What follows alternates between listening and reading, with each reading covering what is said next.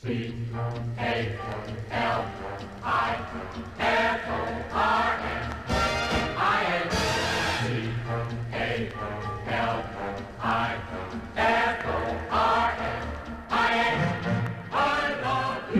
to the Free the Bear podcast, a podcast devoted to California independence, where two guys talk about how crappy the government is and how dumb politicians can be, and that there might be another way. So sit back, enjoy, and as always, Free the bear. Grrr. On paper, what you're talking about sounds pretty damn good. And actually, I'm on board with, again, legalization of drugs and things like that. Again, like it's never been effective. Prohibition in that regard has never really worked. Letting people do what they do, taking away a lot of like dumb regulations. And we know there's all these dumb ones, between like, for example, like anything from, collecting rainwater to being off-grid to open container laws, like all this kind of like silly crap that's all over the place. Like I'm on board with, but to me right now, it's becoming more and more evident that, there's an alt-right pipeline where libertarians, people start off as libertarians, and then because they have such a worship of property and business that now they're becoming basically, the junior partners of fascism. And I have a big problem with that because, again, I've seen it way too many times. I see it again, like, out here we have these Recall Gavin Newsom petitions, which I saw on Saturday when I was at that rally and the counter rally. Why? And again, it's just like always about like, oh, he shut down my business. And again, he didn't have any constitutional rights. Like, I'm sorry, your business, that sucks. And again, but it's a wartime situation almost. And you people went overboard. And now you're just going to every kind of like, rally of any kind of pro-cop thing where the police are, getting away with murder, literally. What was it? This recently, again, it was a young Latino who was shot in the back, who was a security guard. He was shot by the sheriff's department. And if I'm remembering this right, the sheriff's department actually busted up all the cameras and took away the DVD recorder from the business. And again, I don't hear a damn libertarian say anything about this stuff. So that's why I'm extremely suspicious, because I think like they care more about business. But, if a few minorities get waxed, that's not a big deal to them. I don't think it is. The Libertarian Party can often be a gateway to other things. Like, have you been, just because we're part of the California National, Party, the independence movement. Right. How much do you know about the Boogaloo movement?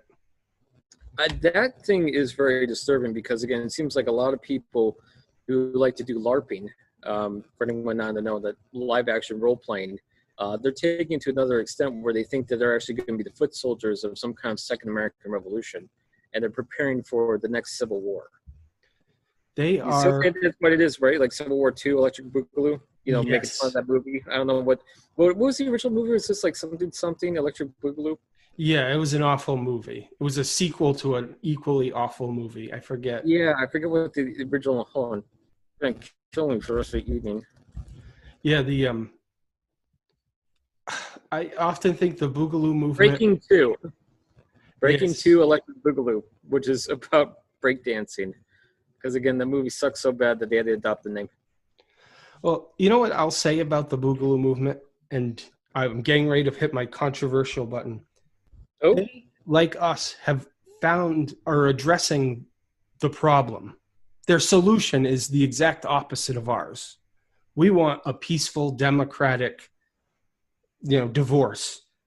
Right. They want, a violent revolution. But both of us are seeing how diametrically opposed the left and right are in this country, and that it's not going to get any better. Now, granted, they're also helping to push that. I don't think we're pushing, to split the country. I think we just look at it like, well, we have really no choice at this point. They're literally trying to start a civil war. We're trying to have a divorce. But yeah, they're the opposite side of the coin as us, I suppose. Yeah, because like the Boogaloo movement, which again, it's just one of the oddest things of like the internet age that people would adopt that as a name. I don't think people before any time period would actually say Boogaloo is our movement because it sounds so excuse my French, fucking silly. but it is a kind of, again, a major symptom of the cancer that's eating away at the American Union. Yeah. Trump is one of them. Again, Trump is a pretty good symptom.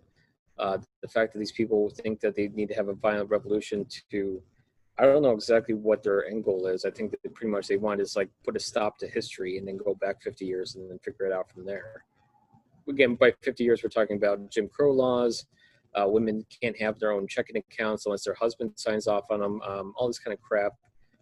So these people, again, but they're just a symptom of an alienated part of the population who have no faith whatsoever in the institutions of the United States, which would make us kind of kissing cousins. Because again, if we're asking for California independence, obviously we don't have any faith whatsoever in the federal institutions, and a lot of that is justified. But again, like their solution is, again, something so god awful that again, if they were this movement whatever to take power in Washington D.C., California would have to leave, or else just join in and drink the Kool-Aid of this gigantic Jonestown that America turned into. Crossover rate is between boogaloos and juggalos. Actually, juggalos, you know what? We can goof on juggalos all day, and it's incredible to do so because magnets. How do they work? We can do that, which is hilarious. But you know what? Say what you want about ICP, but they actually canceled the rallies because they were afraid about people getting COVID-19. Trump couldn't do that. So the insane clown posse is actually more responsible about people's lives than the president of the United States. That's a sad state of affairs we're in. I saw them in concert when I was 16. It was a super fun time. It was reminiscent, I imagine, of what a Guar show would be like. Yeah. I mean, like I'll say, like, I've seen Tori Amos or Prince perform, and I'll say their level of music is slightly better than the Insane Clown Posse, but the experience slightly. Yeah, the experience was quite fun. And as a Howard Stern fan, they might be one of my top 10 guests of all time. I think it's like fun things. I mean, like, again, the Juggalo thing is just like, again, it's hilarious, trashy fun, but again, like, people had such a low opinion of the Juggalos, and ICP is like the first one out of the gate. It's just like, we're not doing these concerts. We can make money off it. I'm sure people would show up more so than that stupid Trump rally. Oh my gosh, the Trump rally. I'm glad you brought it up. I have so much to say about that. The first thing and the most important thing to me was the day before the rally. Did you see the dude with the Trump flag and the American flag shirtless with a whip in the streets of Tulsa? No, I did not see that, but I would not be surprised by anything at this point because the Trump era is like, parody is dead. Like, that is, it happened. It's my favorite. It was my favorite thing of the internet. I watched that like little loop of him cracking the whip over and over again. I kept thinking to myself, where is the cop to tase or shoot this guy? Not a cop in sight. I'm sorry, what was his skin color? He was white. I'm not going to go out on a limb here, Bill. I'm just going to say that it might be kind of a hint. That's how bad racism is. Like, a black person has to be cautious doing anything. And if you're white, you can get all like hopped up on like Red Bull and meth and just like start whipping the street. And no one is going to do anything about it. Right. It's just like, you could be a Latino 18-year-old trying to go to school, get some extra money, and you can be shot to death in front of your own like store that you're guarding. Or you can be a maniac who's walking around open carry with a gun on his holster, right? And they actually put your hand on the gun, and a cop will actually be like putting his hands up and going like, "Whoa, buddy, why don't you just cool it here?" Well, cops are, immediately wasting like, poor black kids, having a BB gun. It's just, again, like, there's a very obvious white privilege thing. Again, like, I don't know if you can just say so much that, these cops are going out for straight up racism. Actually, I'm kind of leaning towards that, but I'll just say, like, the jury's still out on that one for me, 100%. But I think it's institutionalized racism. I'm sure there are racists who sign up to be cops, but I think... Yeah, and actually the FBI has talked about that. There was a report talking about that there was a lot of infiltration between white supremacists and the law enforcement agencies. And I think that's actually kind of becoming more and more disturbingly true, especially with, like, these lynching cases that's been happening. Yeah, it's a scary time. The Tulsa rally, there was so much to it. I mean, I made this joke online, and I honestly, it will not shock me considering, Trump's not doing well in the polls. Right. If North Korea invades South Korea now, I don't think Trump will do a thing because of those K-pop kids. And He's did just let him fry. He just let Kim Jong Un just like have his Panzers just take him. yeah, I really think he's that. Like Trump is that. That's the scariest thing about Trump. Like he's not idealistic. I truly don't think he is. I don't think he No, cares he's about a gangster. any of it. He's No, just he's a maniac who's a narcissist, and he hates South Korea now because of those boy band K-pop bands that just bamboozled him into thinking 1 million people wanted to show up to a rally in Tulsa, Oklahoma. Like, well, it's just I don't know if it was a movie or a TV show, but I just remember some phrase going like, one character was just saying, "You just made the list." I think that's just Trump was saying is like K-pop. You're on the list.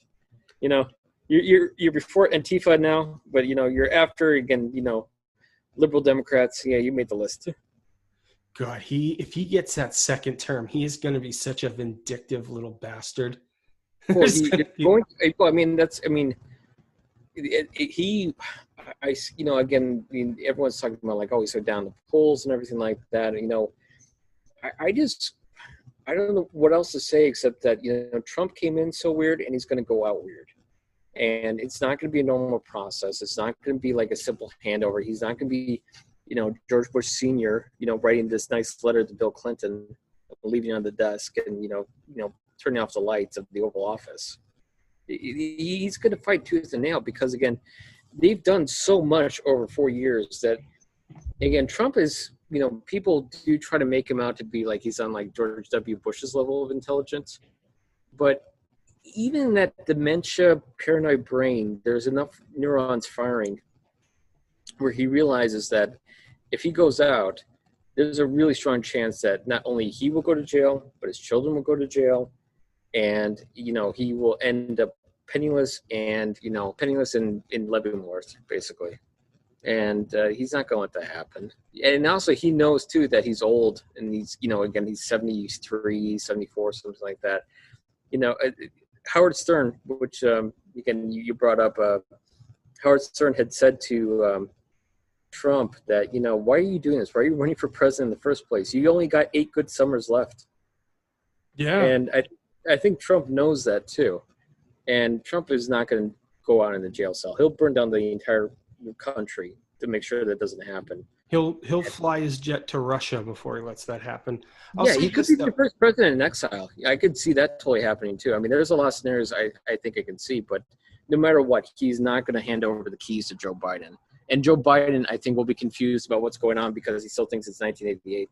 I'll say this, everyone counting Trump out, I would like to see Joe Biden anytime draw 6,200 people to an event. I would just like to see Joe Biden draw a clock, but that's a whole other issue.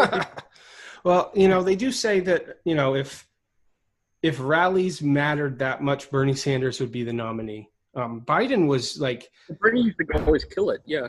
And Bernie was killing at Hillary stuff, too. Like, Hillary could barely get 5 people in the room with her, and look how that happened. Biden... I wish I had the article with me, but in New Hampshire, they always they analyze the crowd sizes of the candidates, and Joe Biden he didn't draw an event more than I think Beto O'Rourke. Like it was Bernie Sanders was number 1, Yang was 2, Mayor Pete was 3, Warren was 4. And then, Biden was down at the bottom. Like, he had one good event, but, he would have events with, 15 people. Yeah, it's a funny thing because, there has been actually, Biden's not the first one to do this, and not even Hillary. Like, there's always been, that kind of thing where, some of these people become front runners, but it's kind of like they're everyone's, second choice. And so a lot of people have these okay, I like this guy, but who's going to be more electable? There's always that thing in American politics, who's going to be the one that gets the the moderates and independents, and like I don't really like this person, and I'm not gonna waste my Saturday showing up at one of his rallies. So who would that be? And it seems like Biden has like, you know, he's just continuing that trend of like people like not so interested, but like he seems electable. We'll do that. We'll see what happens there. You know, but it's a strange thing because again, like, you know, I think Ron Paul could probably blow out an arena faster than Hillary ever did, but he was nowhere near like the top one of the top choice of Republicans. So it's a strange thing with those kind of rally things. It takes a kind of special person to be so enthused about the candidate that they actually go out and actually, you know, show up at the rally, get a sign, you know, stand there for like an hour or two, you know, hang out with other people. Especially since a lot of politics in this country is so distorted that most people don't see the point really of going out. I mean, that's obviously true in our voter turnout. I mean, was it like, you know, 45%, 50% tops, you know, when other countries have like around 80 or 90 or above. Isn't it in Australia you get fined if you don't vote? Yeah, it's a rule in Australia that you actually have to show up to vote, which is, I don't know full enough about the Australian system. I know that that's a rule. I would just hope that they have like, I don't choose any of the above, because it seems like you're just kind of dragging people at gunpoint. Yes. You know, and if there's not a good candidate, it's just like, okay, well, why are you making me choose like this? Because I don't want to participate in your stupid system. But of course, Australia's, you know, I think it's probably just the Australian mindset. You know, you're talking about a place that was built as a super prison colony. So yeah, they probably override the rules a few times to make people do things they don't want to do.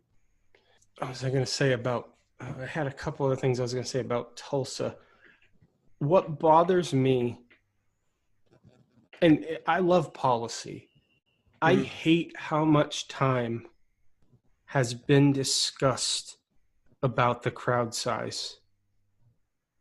I just hate it. Like, that could be time they could be talking about COVID.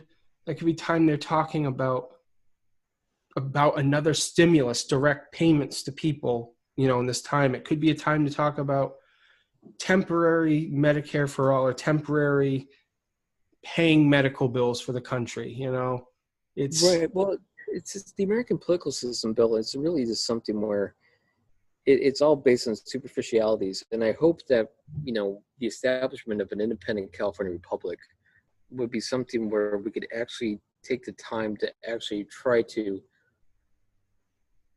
for lack of a better term, make politics more for adults, instead of like, you know, having these gotcha headlines, or like, you know, these sound bites, or like, you know, these trivial issues. Again, like, who cares again if Trump looked like an idiot and only so many people showed up? That's like the least of things. That is item number 13 out of 13 for me when it comes to American politics. The fact that his you know, he couldn't pull an arena crowd. I would hope, again, when California has a chance to actually be independent, just like so many other countries, you know, I think Americans have kind of an odd sense of history, that they keep thinking that history is something you read in books and doesn't really happen anymore. You look at like Estonia, Latvia, Lithuania, you know, the west coast of like the former Soviet Union. You look at other places around the world who have gotten independence, you know, former colonized states. Their ability to start over and have new institutions and new values is immense. And I would hope that California would have that chance to do that, because right now, as we all know, this is all BS. It really is. It's a pathetic system, and it's something that, you know, has all the grace and charm of an 89-year-old dementia patient dying of cancer. Jerry Springer thought. I'll give you, you know, you get a Jerry Springer thought too. I don't think it's fair that I just get it alone, but I don't know enough Jerry Springer, but you know, this. He was the sleazy talk show host who always had his Jerry's thoughts. No, yeah, no, okay, that part I get. Yeah, I was thinking of like particular episodes. No, they're all just one giant episode to me. It all blurs together. I don't know about you, but I don't talk often with people I know that I'm a part of the California independence movement. I don't usually talk politics as much with people I know. But my in-laws, who are W. Bush to Mitt Romney Republicans, socially, I'll say they're socially very tolerant, but like anti-tax. They used to own two Spanish delis in White Plains, New York.